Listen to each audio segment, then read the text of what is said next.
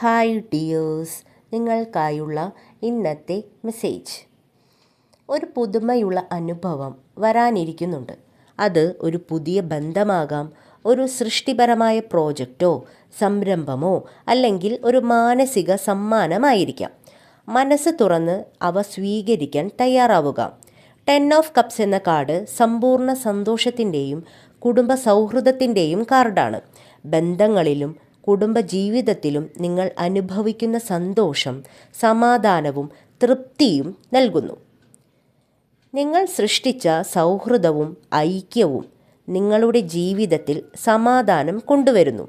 എങ്കിലും ഒരു പ്രയാസകരമായ തീരുമാനത്തിൻ്റെ മുമ്പിൽ നിങ്ങൾ നിൽക്കുകയാണ് എന്നാണ് 2 ഓഫ് സോർഡ്സ് എന്ന കാർഡ് സൂചിപ്പിക്കുന്നത്.